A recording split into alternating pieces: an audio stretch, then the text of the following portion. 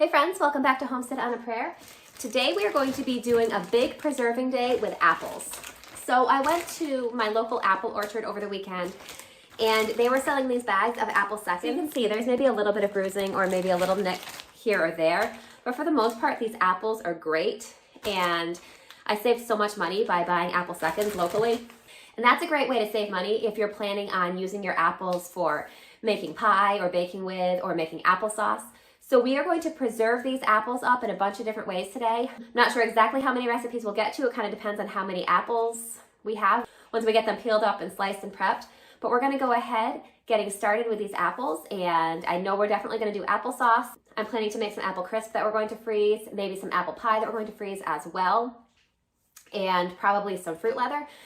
So let's get started peeling up these apples, see what we're working with, and then we'll see how many recipes we get to. So I just got this new apple crank peeler here, and I'm really excited about it. A few weeks ago, I canned up a batch of applesauce, and I think I had about 12 pounds of apples, and that took forever peeling them and prepping them. So I am really excited to have this crank peeler here. I'm not sure what the actual term for it is. It's probably not called a crank peeler, but either way, you've seen it, you know what I'm talking about. So I'm really excited to have that. I think this is going to make my work so much easier and faster. So I'm gonna just show you real quick how this works, and then we're gonna get prepping apples. So here I've got a freshly washed apple. These are Cortland apples, by the way. You can do these recipes with many different apple varieties, but I really like Cortland. That's one of my favorite apples because it's delicious for both fresh eating and for baking with. It holds its shape well with baking. It's not too sweet. I tend to like apples that are a little more on the tart side, but it has still a pretty complex flavor. And this particular apple variety is more resistant to browning than a lot of other apples. So Cortland is probably my favorite apple. So that's what we got, 3 bags of Cortland seconds. So we're gonna go ahead and get this prepped up. So here we've got this little 3-prong apple holder here. We're just gonna go ahead and center the core right there. Once we've got it solidly on, we're just gonna turn this crank back here. Gonna hold this down here to hold it steady. You can see it's got the little peeler attachment here. Once it comes through here, this part is going to core it and also slice the rest of the apple all in one motion.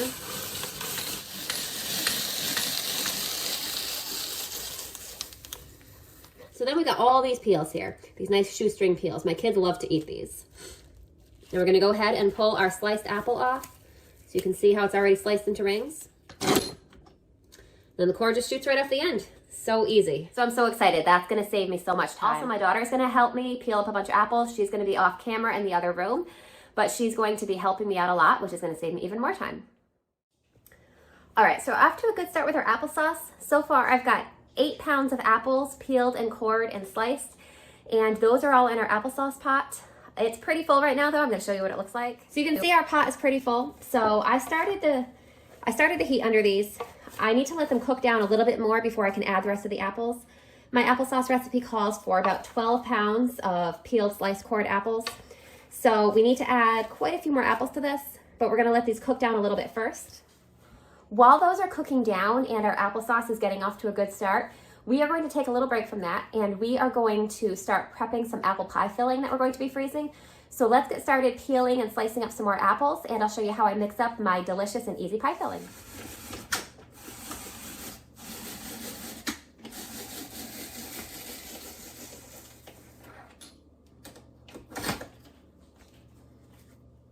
So I'm just going to stick all the prepped apples into this bowl here. And all of the compost is going to go into this bowl here, and then I can just take this all out at the end and empty it out.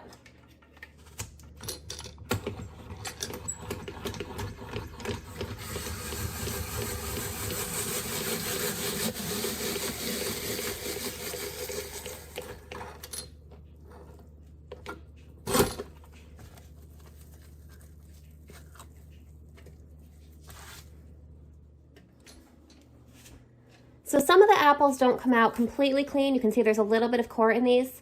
So as I'm putting them into the bowl here, I'm just gonna kind of slice them all in half and cut out any little bits of core that I see. All right, I know I just said I was slicing them in half, but I realized I'm actually going to basically take the sliced apple and quarter it. So we're gonna do that instead. So you see that it's kind of separates out into all these little pieces here, right into the bowl. So we're just going to go ahead and prep enough apples that we can make a double batch of pie filling. That way we have enough in the freezer to make 2 pies this winter.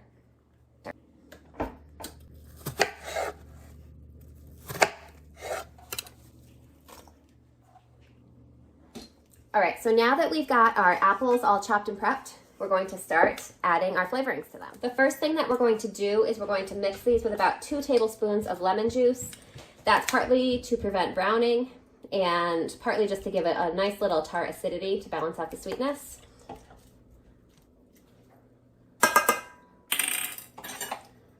So I'm just going to go ahead and mix that all up. So how much sugar you're going to add really depends on a couple things. It depends on the type of apples you're using, the tartness of the apples. It also depends on your personal preference. I tend to like my apple pies a little more on the tart side, so I don't add a real lot of sugar. My recipe says for a single serving of pie, or a single recipe of pie, I should say, to use between 1/2 cup and 3/4 cup of sugar. So I usually go just under 1/2 cup, a little less than the minimum because I like it a little on the tart side. So for our double recipe here, we're going to use just under 1 cup of sugar. Now we're also going to add some flour as a thickener. For a single recipe, we'd need 2 tablespoons. So for this double recipe, I'm using 1/4 cup.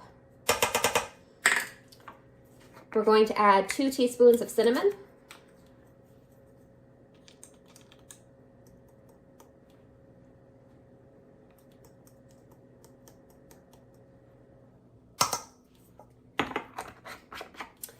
And 2 dashes of nutmeg. I don't know if there's an actual measurement that's supposed to mean 2 dashes, but we're just gonna shake a little bit in there. This container's almost gone, so that's why I'm shaking it for a little bit. Normally I would not be shaking it this much. All right, there was barely any nutmeg in that container, so I pulled out another one. We're just gonna give it a little sprinkle. And then just mix this all up. All right, so our apple pie filling is all mixed up and ready.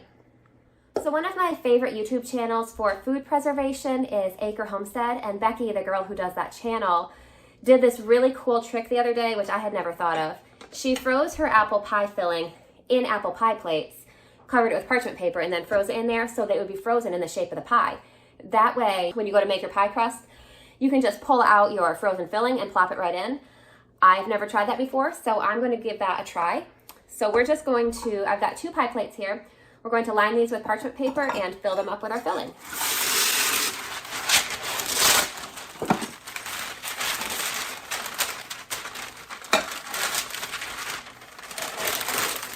As I said, I've never done this before, so I might be way overdoing the amount of parchment that I need. But I figure it's probably better to have too much than too little. So we'll see.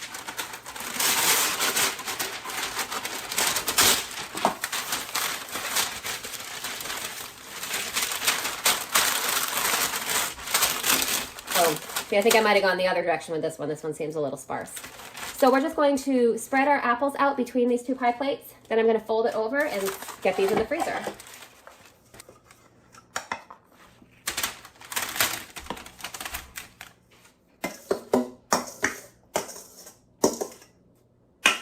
All right, so let's see if we can figure out how to do this nice and smoothly.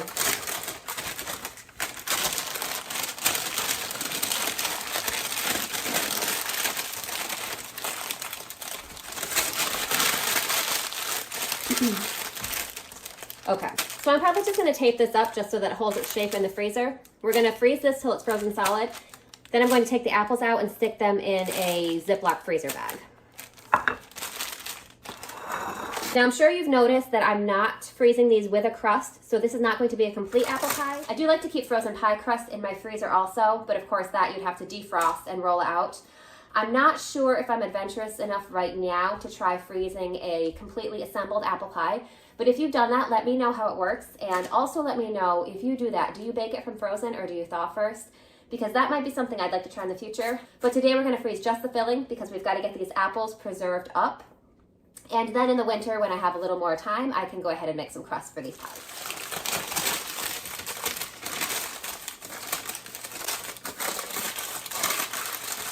All right, well, I definitely didn't do this in the neatest, prettiest way possible, but I think it's still going to do the trick. So now we've got 2 pies. I'm just going to go ahead and stick these in our freezer. All right, so we've got the rest of our apples in our applesauce. I'll show you what that looks like right over here. So you can see they've cooked down quite a bit. They're softening up. So we're gonna let these cook a little bit longer. And while they're cooking, we're gonna get started on our next project, which is fruit leather. So if you watched my big pear preservation video, I think that was maybe a month ago or so, you saw me make fruit leather in that video. So now we're going to make apple blackberry fruit leather today. So it's gonna be a little different flavor. Same basic idea for the recipe though. So to start with, in this bowl here, I've peeled up, cored, and chopped 8 apples. So we're gonna put all of these in our blender back here, along with, this is just over a cup of frozen blackberries, which I've kind of, they're not fully defrosted, but I've been working on defrosting them. So we're gonna put the apples and the blackberries in this blender here.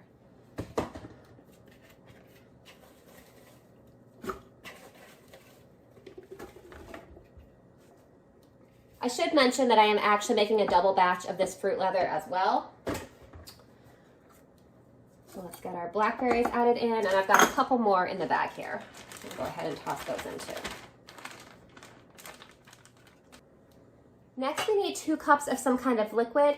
The recipe recommends either water or apple juice. I don't have apple juice right now, so I'm going to use water. I am going to go ahead and use the same measuring cup that I measured my blackberries in, just because there's a little bit of blackberry juice in there that I would like to have go into this fruit leather too. So we're going to make sure we get every little bit of flavor possible. All right, so there's 1 cup, and we're going to need a 2nd cup as well. So next, we're going to need 2 tablespoons of lemon juice added into this blender here. And then after this, we're going to need 4 tablespoons of honey. Now, the recipe that I'm using actually calls for corn syrup.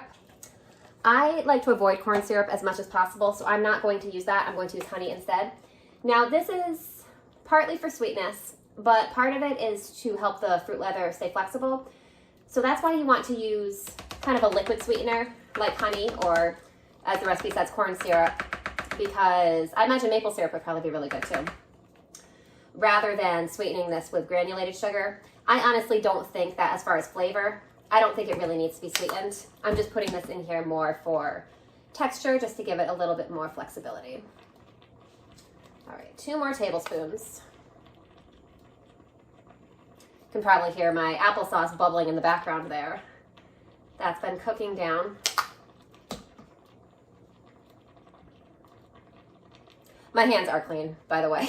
I always feel like when people see these videos, they're gonna be mildly horrified, because I always use my hands a lot to cook, but they are definitely clean. Now, the last ingredient that my fruit leather recipe calls for is cornstarch.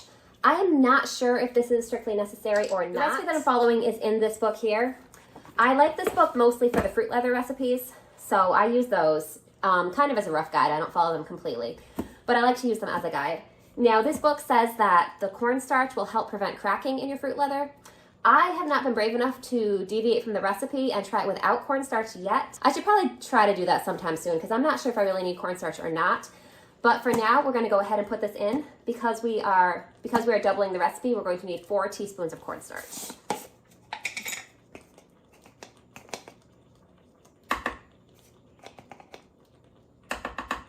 All right, so this is all of our ingredients. We're going to go ahead and blend this up.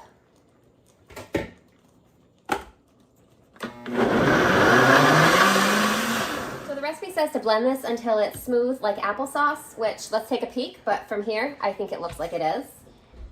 Yep, that looks good. So you can see it's nice and smooth in there. So now what we're going to do, if you look past my applesauce, I have another pan back here. So we're going to pour it into the pan, then we're going to bring it to a boil and let it simmer for about 2 minutes.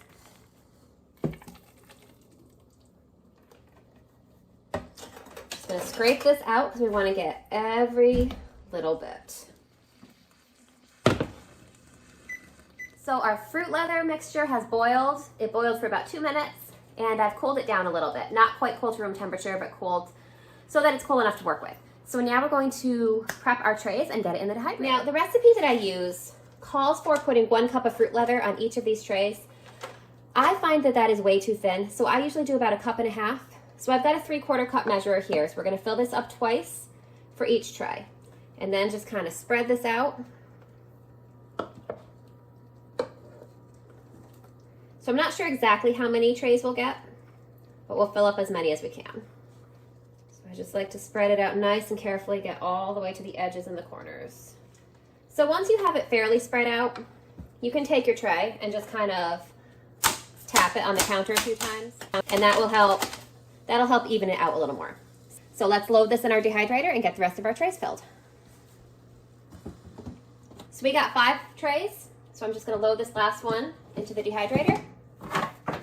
So you're going to want to dehydrate these at about 125, 122 is the closest that I get with my dehydrator. And then it says for about 10 to 12 hours. I find that it's going to be slightly longer than that because we are increasing the amount of fruit on each fruit leather tray. So I am going to set mine at 122 degrees and I'm going to start it at about 14 hours. Then I'll check on it and see if it needs any more. If you want to see what the fruit leather looks like when it's completely finished, I'm going to go ahead and link my pear preserving video because I made almost the exact same fruit leather in that video, except I used pears and I think it was raspberries instead of apple blackberry. So I'm going to go ahead and link that below in case you're interested to see the final result. But for now, this is a reliable recipe. It comes out great every time. So I'm just going to go ahead and get this started and then we'll go back to our applesauce. Okay, so our applesauce has been boiling for quite a while now. As you can see, it's softened up quite a bit. So I'm going to go ahead and take my immersion blender and we are just going to puree this up to make it smooth. You can can it chunky if you want. We like ours to be a little bit smoother, so I'm just going to blend it up. Now if you don't have an immersion blender, you can mash this with a potato masher. It won't be quite as smooth, but it will still smooth it up somewhat. Or else you can ladle it into a regular blender and blend it up that way, or even a food processor. I like the immersion blender because I don't have to take it out of the pot and mess with the hot applesauce. So that's what we're going to use today.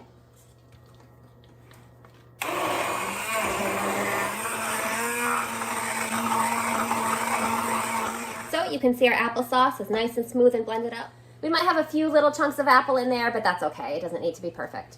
So if you are going to sweeten your applesauce, this would be the time that you add the sugar. I am going to leave mine unsweetened because I don't really like my applesauce to be sweetened. I am, however, going to add a couple cinnamon sticks. So I'm just going to put these in here and let that cinnamon simmer in the applesauce for a few minutes. And once that's simmered for a few minutes and the applesauce is ready, I'm going to go ahead and jar it up and get it all canned.